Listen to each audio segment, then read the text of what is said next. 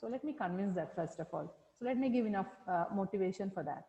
So otherwise, so you might feel like already we know one programming language, we need not to study. So why we should study programming language? So maybe I'll just introduce you the syllabus first. So then, so I'll explain the details, some more details, kind of introduction. So some problem with the Zoom link that was provided to us for the class. So that's why we suddenly had to switch the platform. So that's how I got late. In the first unit, we'll be just discussing the basic Python features kind of thing. Then, so how to install Python, then what are the variables, then what is the difference between assignment operators, like how the syntax is different in Python from when compared to the other languages. So that's what we'll be discussing in the first unit. So nothing more than that. The very basic kind of how do you create the very first Python programming. So by the end of the first unit, you will be able to run Python, a simple Python program, maybe the Hello World program. That's all, nothing more than that. It's very simple. The syllabus is quite simple. At least the first unit, nothing is there. So except 2-3 questions. So then in the second unit, we'll be discussing various data types. So what are the different data types that are available in Python, then what are the operators, then what are the different control structures. You already know, right? So if, file, while, break, continue. So all these things you know in very well in C or Java, but how it is different. I'll not be teaching much about the programming logic and all, but how it is different from when compared to the other languages. So that I'll be discussing in the second unit. So coming to the third unit, we are having special data structures that are supported by Python. They are more convenient for some special operations like machine learning and so the data processing applications. So they are called as lists, dictionaries, sequences, comprehensions, tuples, etc. So in third unit, we'll be covering those special data structures. So we know so far in C or Java programming, so we have seen arrays, matrices, or maybe trees and other data structures, trees, graphs, etc. Right? But we never used them, of course, not much. In Python, so you have some special data structures called lists, dictionaries, and all, and how we can use them and how to operate them, what are the different operations that are possible on these data structures, and what they are meant for. All those things we'll be discussing in the third unit. And coming to the fourth unit, then we'll be discussing functions. So how can you define functions? And of course, there are some special features that are available in Python related to the functions. So like variable length arguments, then anonymous functions, and default arguments. We'll be discussing. So when we come to that unit, so we'll be discussing the features. But so just to let you know, yeah, already 99. I cannot allow more than that. If there is any student, I cannot permit them. Please let them know. Anyhow. So unit 4, we will be discussing functions and the related concepts. So then in addition, similar to packages in Java or, predefined libraries in C language, we have the concept called as modules. And that concept we'll be discussing in fourth unit in addition to the functions. And in addition, oh, not from good. So in addition, we have exception handling also. So exception handling and modules we'll be discussing in fourth unit. And in the fifth unit, how to work with files, how to read data into a file and how to write data from the file, then various object-oriented programming concepts like, inheritance, then how to create the classes, objects, overriding of the methods. All these concepts will be discussed in the fifth unit. So that's what will be covered as part of your department elective course. So the course is all about the basics of Python programming. I would say it's just the basic. So basically Python programming comes with, more than 80,000 packages. And each package is meant for some purpose. Say for example, if you want to apply some image processing applications, then you need to go for a package called as OpenCV or, some other image library, something like that. So then in that case, you can focus only on that particular package. And it is not possible for all of us to learn all the packages that are available in Python. So what we'll be learning in this course is only the basics of Python. So how whatever kind of things that you learned in C language or in Java programming, similar to that, we'll be discussing all the basic concepts that are required for the programming, the basic programming. So then later on, whenever you go for, say, for example, in the next semester, if you choose the elective as the pattern recognition, so then I'll be explaining how to implement the pattern recognition applications using Python. Or for example, in the next semester, if I am correct, so already మీకుండే ఉంటుంది. Fifth ఉందా?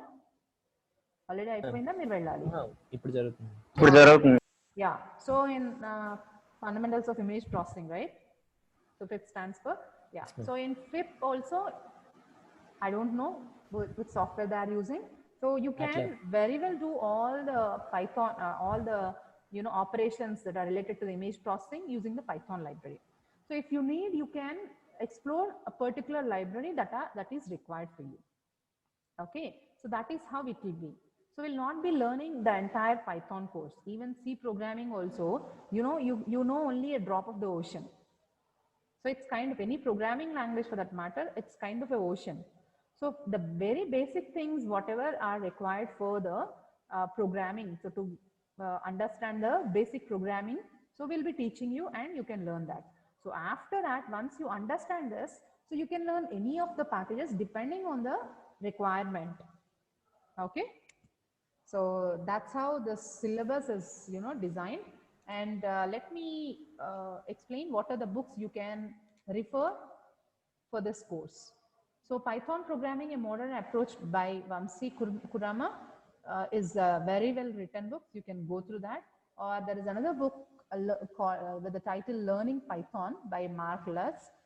So that is also a good book. If you want, you can. And in addition to these, a very well written book is Think Python by Ellen Downey. So that is a very well written book. You better go through that book. So maybe if you remind me, I can share the PDF of the book. Think Python, I believe I have this soft copy of that. So these books you can refer if you want to explore the things. Maybe I'll share the lecture notes also, but whoever have some interest, so they can always better go through the textbooks, because we'll be teaching only a part of that.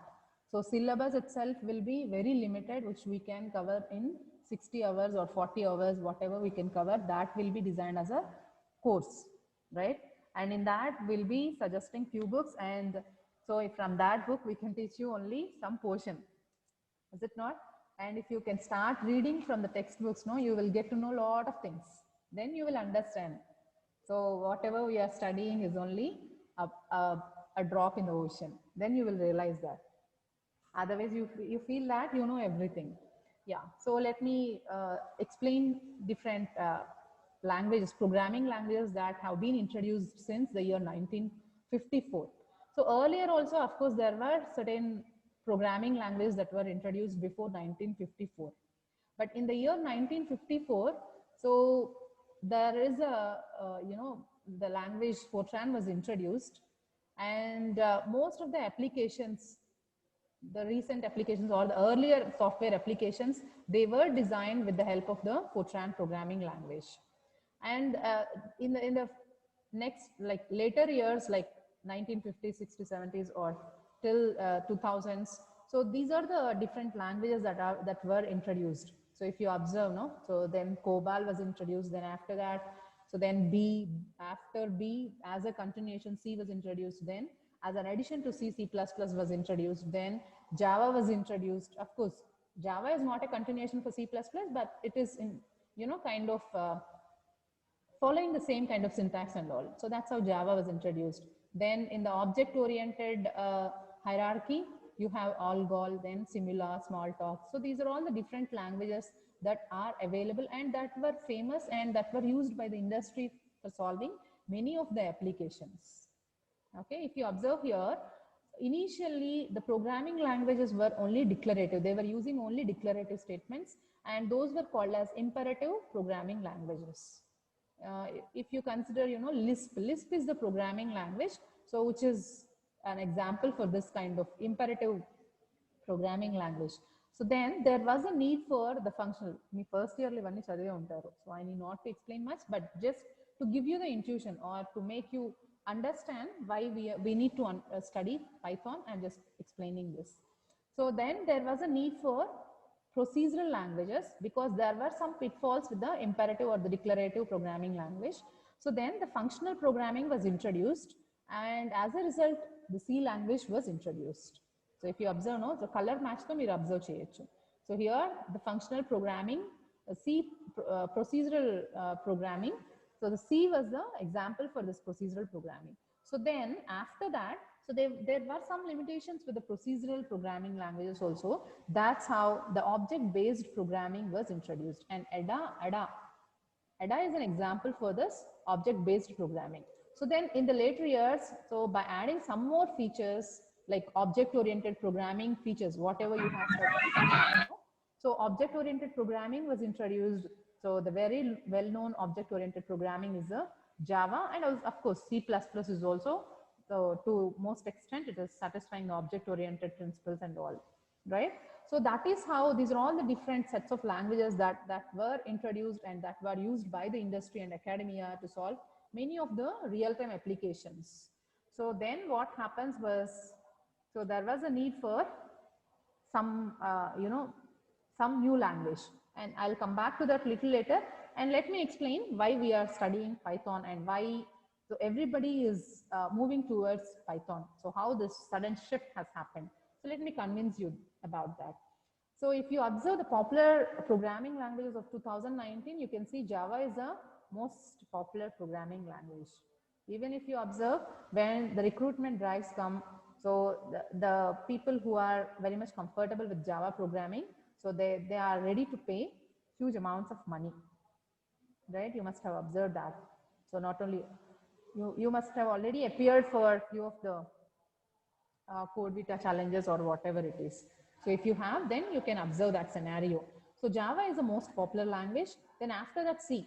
And people feel that, I don't know how many of you feel that.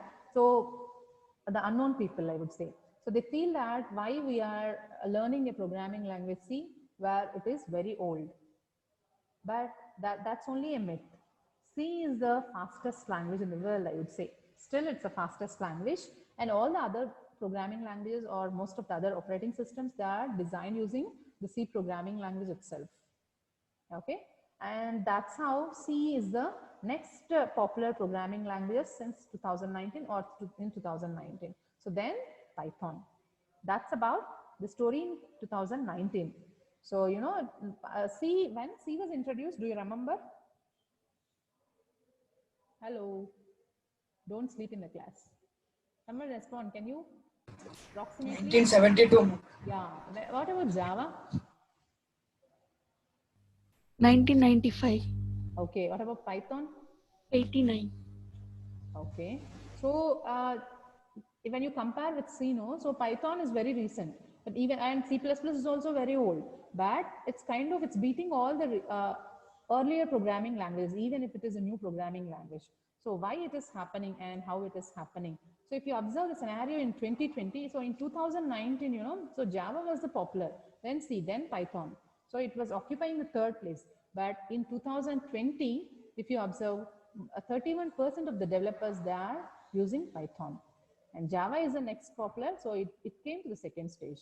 And it's kind of dominant nowadays in the industry, both in industry and also in academia.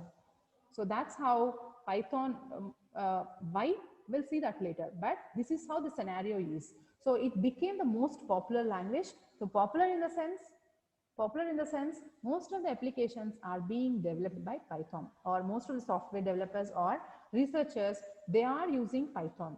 So if you observe 31% means it's huge, right? So huge amount of people, they started using Python. So that's how so if most of the people are using means, definitely there is some additional feature, the additional advantage of using that, right? So that's how the course was introduced, keeping all this in mind. And one more thing I would say, so the easiest programming languages in 2020, you can see the list. So JavaScript, of course, it's simple for the web development, then Ruby, then Python, then Java, C++, C++. So these are on the top of all the other languages when you check the easiest programming languages to learn. And what we can do with Python is, so it's not like a specific application development programming language. So if you consider HTML, you cannot use it other than for web page development. If you consider JavaScript, you can use it only for the application development, again, web pages, or some more additional features, not even web pages, to kind of for keeping the validations and all, right? That's how JavaScript can be used. And creating a web page using C or C++, creating a user interface, it will be, you feel like you are in a hell if I ask you to develop a user interface in C programming, right? So that is how every programming language is designed with a specific purpose, but Python is not designed like that. So Python is kind of, you can do any kind of application using Python. So you can very well develop web applications. So you can design any other software development, and for the research also. So I should say, so for the research applications also, research development also, all the complex mathematical equations or the complex mathematical programming. So it's very easy to use Python. So Python is used in all these kinds of applications, or to solve any kind of problem, I would say. It's not designed for a specific purpose. So that's how Python you can prefer. And what you can do with Python. So Python can be used for, as I already told you, for the web application development, and you can design any software. So other than web applications also, you can create any other software. And of course, you can very well connect to the database systems. So you can, you can read into the files, you can write into the files, all the file processing applications you can do. And it can be used to handle big data and to perform complex mathematics operations. So the very good example is the machine learning, deep learning applications. So Python is very simple to learn and very comfortable to use. So these are all the things that makes us make a shift to Python. And it can be used to develop the prototyping very rapidly, and for the production ready software also you can. And if you see what are the top industries that are using Python, so if you observe all the top MNCs, they are using Python for something or the other. Because once you understand Python, so there are a lot of packages, as I told you earlier, around 85,000, 90,000, even more than that. So these many packages means APIs, right? So APIs means they make your life very easy. So you need not to write the code from scratch. So can you call any function to sort the list of numbers in C? Can you do that? You cannot, right? You have to write the code. And if it is string sorting, definitely how many of you can write a program comfortably in C language for string sorting? How many of you? There is no answer, right? So all of us feel very difficult. But whereas in Python, so it's just a matter of 1 or 2 lines. So you can very well sort a set of strings, so without any difficulty. So that's how, when the programming is very easy, then why don't we use Python? So that's how nowadays most of the top industries, they are using Python. And if you observe, so who uses Python for what? So for what kind of applications they are using? So Google, if you consider, for web search systems. So for the search engine development they are using, and YouTube, of course, it's written in Python, and Dropbox. So they are using Python for both server side and client side development. Then Raspberry Pi, they are using, they made Python, of course, as a basic language. So whoever have worked with IoT applications, they must be knowing what Raspberry Pi is. And Maya is kind of, 3D modeling. So they are also using, they are now leaders for the 3D modeling, and they are also using. And of course, as I told you earlier, for scientific programming, so Python is very easy. So that's how NASA is also using. So not only so even the hardware developers, hardware designers like Intel, Cisco, IBM, so everybody is using, Python for hardware testing. So that's how the industry, most of the industries, they are looking for the Python developers. So that is how the course was introduced. I hope this is enough motivation for you to understand, or I think this justifies why we should learn Python. Is that fine? So you have any questions on this so far? No, No, ma'am. ma'am. Okay, good. Yeah, so better make the class interactive. Sometimes, Yes, ma'am. you better ask questions, you better take running notes. Uh, of course, I'll be giving the class recording also, and already we have recorded the videos, so we'll share that also. Of course, I haven't recorded for Python because I was busy recording some other course. So I'll be sharing the recordings, the video recordings, and in addition to that, I'll be sharing this class record also. Okay. Okay, So ma'am. let's see how Okay, it ma'am. goes. Yeah, good. Yeah, please be interactive. So that gives me a lot of energy. For a teacher, what gives the energy? It's not the money, it's not something else, it's not something else. So at the end, what we get, how we get a lot of energy is only because of the, the response from the students. Okay, so give me energy. Okay, So ma'am. at least when you Okay, are in the ma'am. class, I can watch Okay, your ma'am. faces. But Yes, now I ma'am. don't have the facility, no. So better at least, yeah. So try to talk to me, okay? Yeah, thank you. You are very interactive. I'm happy for that. So before starting the session, so let me explain few things, the very basic things which you already know.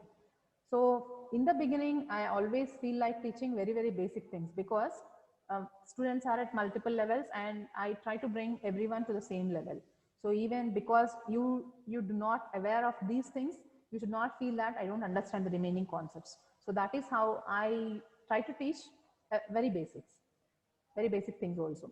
So this is the block diagram of computer, which you already know, and you must have studied this for your entire first semester, right? So the input device, output device, the secondary memory, primary memory, central processing unit, ALU, whatever it is, right? And when you run a program, so how it is done, do you remember? So using the input output devices, you are entering your commands, the program, right? Of course, for typing, you are using the input device. And then your program will be stored in the secondary memory. Isn't it? That is how it happens. మీరు already OS కూడా చదువున్నారు. You should respond. Yes, ma'am. Yeah. So your program will be stored in the secondary memory, right? And when you execute your program, then what happens is your program from here. Can you see my mouse pointer? Yes, Yes, ma'am. ma'am. Yeah. So your program from the secondary memory, it will be moved to the main memory. Main memory. Very good. So when your program is in the main memory, then only it can be executed. Otherwise, it cannot be executed. Okay. So then it will be available to the central processing unit. And say, for example, this is the instruction. So instruction by instruction, the central processing unit will be executing all the set of instructions. So that is how it happens in the any typical computer, right? So the set of instructions, if x is less than 3, print, so something like that. So that's how it happens. So now, can your computer understand this statement? Can it understand if No, x ma'am. is less than? No, right? Convert into binary. Yeah. So what is this statement? What we call this? High level language statement, right? So this high level language statements cannot be executed by your computer. So what you need to do? So you need to convert this to binary. And how did you do that in case of your C programming language? Compiling. Compiling. Yes, exactly. So you are using the compiler. So what is that? So compiling means you are, Translator. yeah, you are translating, exactly. So you are using some translator to translate your set of high level language instructions to the set of machine level language instructions, right? So this set of instructions in the binary language, we call them as machine language, right? From the high level language statements, you are converting them to machine language, and this machine language statements will be executed by your processor. So that's how the system can understand. But for translating, there are different ways to translate. If you remember, you must have studied this in your first semester itself. The compiler and the interpreter. You can use, yeah, very good. So both you can use either the compiler or the interpreter to translate your high level language instructions to machine level language instructions. Can you explain me what are the benefits or what are the differences between using the compiler and the interpreter? Basically, you are using both for the same objective, right? The same purpose. You're basically Intermediate object code is generated, ma'am, in that. in which case? Compiler. Compiler, ma'am. Interpreter scans line by line, compiler whole code at a time. Exactly. And Very hold good. the code. Yes. Space Right. complexity and time complexity will be. Space complexity comes from where? Here. I mean, intermediate object code is generated, no ma'am. Memory is more for compiler. Yeah, that. Because you need to store the Object bytecode. code. Object code. Object code, right? Yeah. So here, if you observe, no, so C is either compiler or the interpreter oriented language. Compiler, ma'am. Compiler. What about C++? C++ is also compiler. Exactly. Java. Java Compiler is and interpreter. Exactly. Good. Very good. Python. interpreter. It's Python. Oh, everyone knows about Python. How come? Tell me andarki Python. Coursera. Coursera chestunara. Very good. Very good. Very good. So there are many languages that uses compiler to translate from the high level language instructions to the machine level language instructions. If you consider, so hello.java, so then how it is translated. So you are using a compiler, then it's converted to the bytecode, then again you are using the interpreter, then you are, so after interpreter only you are getting this bytecode, then you can execute these instructions. So that's how it happens either in C or, of course, in C++, you don't use any interpreter, but in case of Java, you'll be using both. That's how it happens. And moreover, if it is a compiler, what happens is in compiler, the whole program will be translated at once. That is how it is faster. Then in case of the interpreter, yes. Then why they didn't use compiler for Yeah, Python? there are some advantages also. I'll come to that. Give me a second. Yeah. So then in case of the compiler, of course, yeah, so in the case of the compiler, what happens is the whole program will be translated. And then in the case of the interpreter, instruction by instruction will be translated. So if there is any mistake in the second line, so it cannot compile the rest of the code. So that's how the interpreter works. But compiler is not like that. So in that way, it is faster. So it's not like compiler means it's faster. I didn't say that. Okay. And in the interpreter, what happens is because you need not to have any special compiler. So directly you are converting your code and executing, right? In case of the Python, or there is another language called as BASIC also. That is also following the same. So what happens is you are removing one more step in the process. If you observe, directly your code is executed after interpreting. So one line after the other it does. Only, syntax checking is slow in case of the interpreter. Otherwise, execution will not be slow. And moreover, what happens is, I'll show you tomorrow what is the interactive mode. So you can execute your instructions interactively. And can you simply write C equal to A plus B? Cheyacha adi C language lo direct ga main adantha raayakunda, that's not possible, right? But in case of the Python programming, just like your SQL, meeku SQL environment choose untaru kada? Yes, ma'am. You must have observed that. So in case of the SQL, so you can directly give an instruction and get the output. Unda leda alanti chance? Yes, ma'am. Instruction can be, yeah. So that is how it's called as interactive environment. So that kind of interactive environment is provided using Python. So how that is possible is because of the interpreted language, because Python is interpreted language.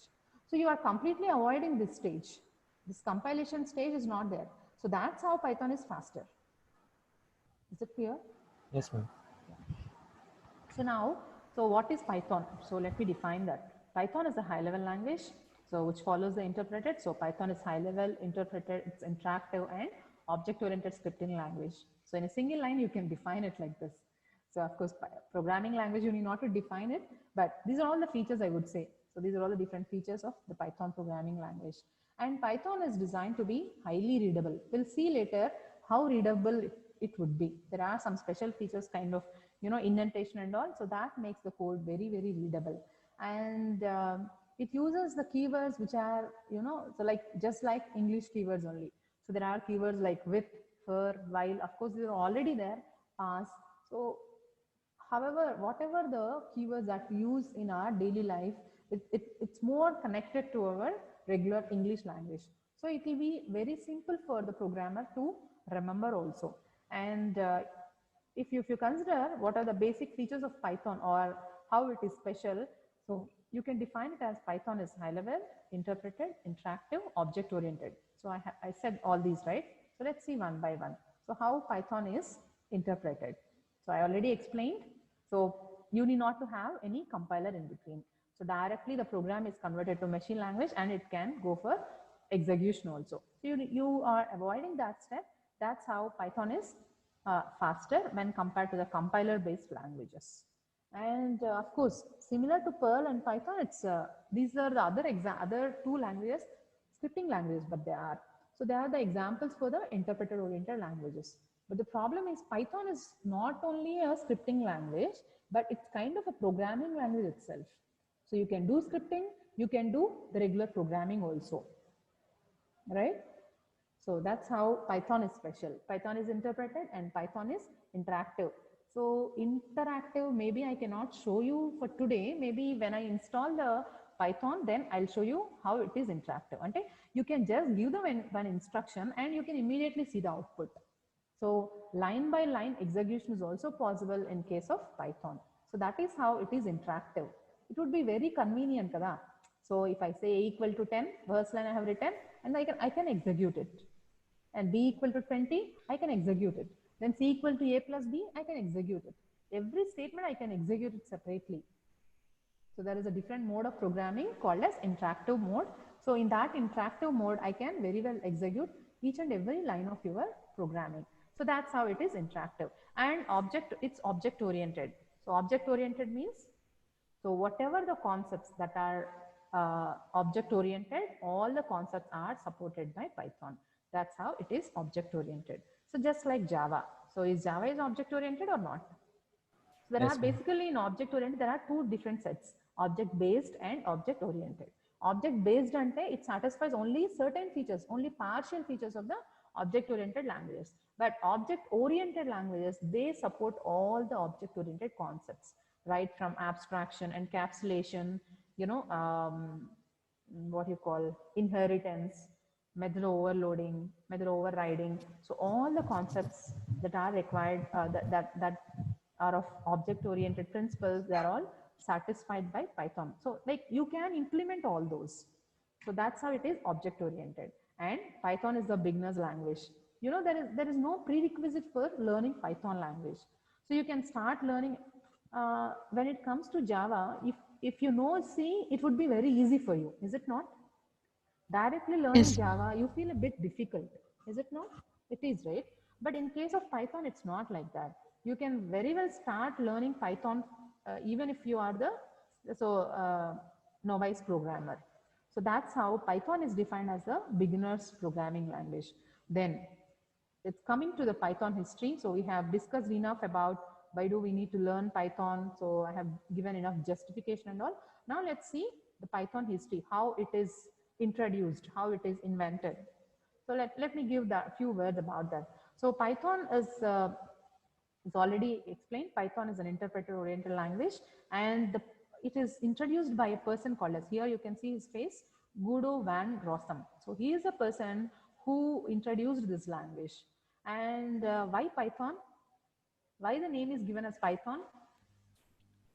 Because he is a fan of a British comedy movie. Yeah, so no movie actually. So he was actually what happened was there is a small story behind this. So this is a guy who is working in a software industry. Okay, then he went for like Christmas holidays. He went home or somewhere. So he has the habit of studying this. Here you can see in the left side Monty Python flying circus. So can you see here this picture? So this is the comic book he used to read. Okay, and at that time he felt like, so he was fed up with the programming development or the software development, and why can't he thought of developing a new programming language, so which makes the life of the programmers very easy and simple with all the features. He wanted to develop a programming language. So then he started writing Python, the language. Okay, so then as he was studying that book, which includes the word Python, here you can see Monty Python's Flying Circus. So that's what the comic book. So he named after this. So every programming language is kind of named like that, right? So C, how C was introduced as an extension to B. So actually it started with A, then as an extension B was introduced, then as an extension C was introduced. Then after that, few more features were introduced to C, then we called it as C++. అంతే కదా జరిగింది. That's how C got its name and C++ got its name. C++. With C, whatever you can do with C, you can do in C++. But in addition to that, you can do some additional features also. That's why it's named as C++. And Java? Java Islands. Java, okay. Yeah, it's a Java island, or you can see it's kind of, coffee beans also. So it's named after that. And earlier it was actually named as oak, named after the oak trees, the popular oak trees. So that's how these languages were named. So Python that's how it's named. And the person who develops Python, so he is known as Pythonista. And coming to his life, so you can go through his details. I need not to explain much about that. What about the time? Am I too late? 2:25, ma'am. Do I need to stop? Shall I stop?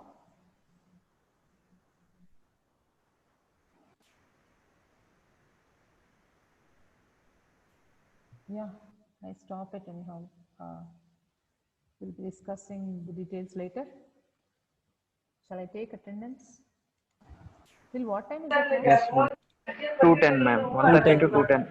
Okay. Anyhow, I started late, so that's fine. Let's wait there.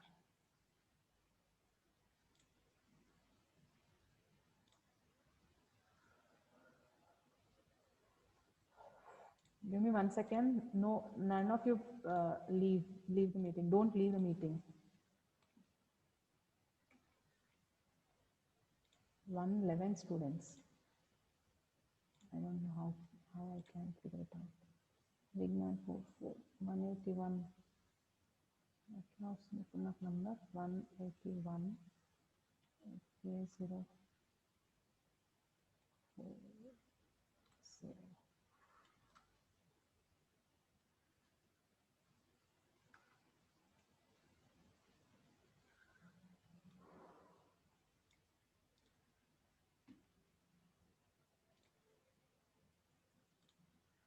Let me try it. I'm trying something.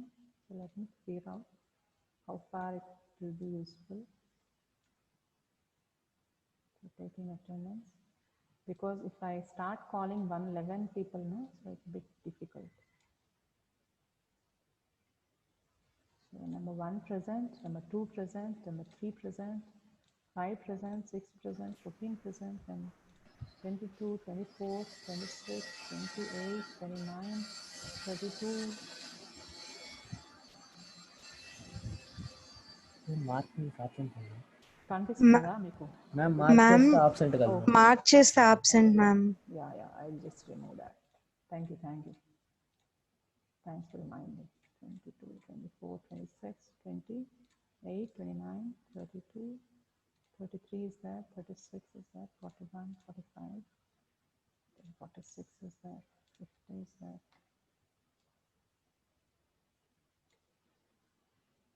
58, 72, 78, 82, 94 and 90. 96 absent, huh? 96 is absent, absent, right? yes ma'am 103, 105, 107. This is better, I feel. 112, 114, 115, 118, 120 is absent. 124, 29, 37.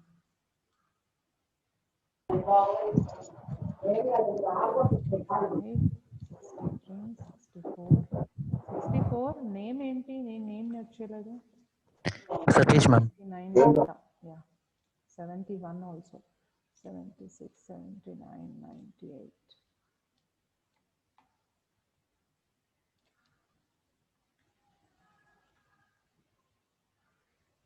10 211. 211 is present, 214 present, 221 present, 29, 33, 35, 38, 41, 240 absent, ma. 243 is also absent, 57, 70, 71, 93. 240 present, ma'am. 240. ముందు number పెట్టండి రేపటి నుంచి. Please follow this convention, okay? So that it will be easy for me. 310. Can you see my screen? చూస్తున్నారా? Yes, ma'am. ఎవరమ్మా? 307 present, ma'am. 307. మరి ఎందుకు miss అయింది? First name పెట్టాడు ma'am. Okay fine. రేపటి నుంచి ఇలాగే ఫాలో అవ్వండి, okay? I will take attendance this way. 321 is present, 41, 39, 40, 43, 44, 46. Nagendra Sai. Present, ma'am. Yeah. Just wanted to check. నిద్రపోతున్నారా వెళ్ళిపోయారా అని. 55, 63, 82, 85, 88, 89, 94, 96 is absent, present. 99, then 307 is also present. 400. Yeah. Present, ma'am. 400. 401 is absent. 401 present, ma'am. who?